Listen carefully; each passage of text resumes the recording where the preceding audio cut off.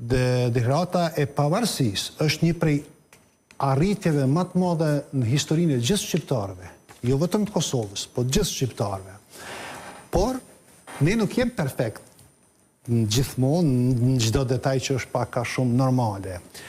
Padyshim ajo ditë ka qenë historike, por nëse e merr një detaj, për shembull, të gjithë nënshkruast e pavarësisë, asnjëri prej tyre ose shumica ose deputet, nuk di për tjerë, por nuk ka një fotografi zyrtare në momentin e nënshkrimit të deklaratës.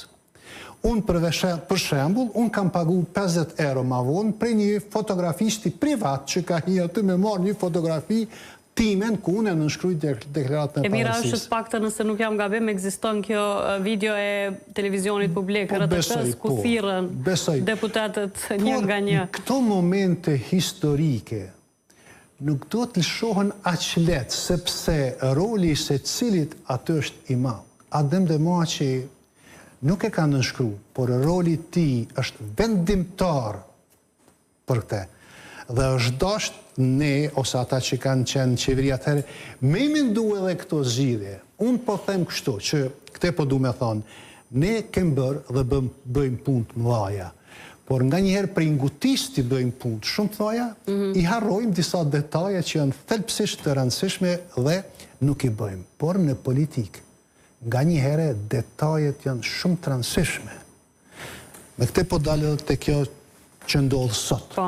Shikoni, gjykata e Hagës për Kosovën nuk është thjesht një gjykatë, është një kancer për neve.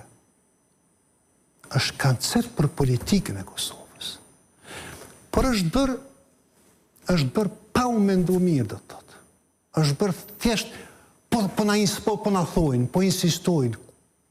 Por nuk mbrot interesi i shtetit. Pa u menduar mirë, zotri Kosumi, apo në këtë grupin tjetër të njerëzve që konsiderojnë që pak edhe u mashtruan.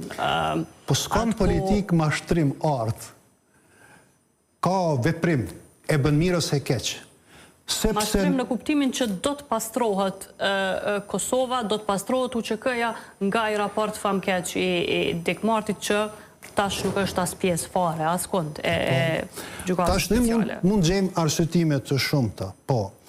Por po thoni është i pamenduar. Po të qohesh ti me duart tua, me kuvendin tënë, ta bësh një gjykatanën që do ta vendos në një shtet tjetër, cilën ti se kontrollon ma, është këtë thuhet ne kontrollojmë, nuk e kontrollon as kush atë gjykatë. Por as kanë qenë konsideroni serioze atëko kërcënimet që venin, se bëni ju e bëjnë ne në OKB?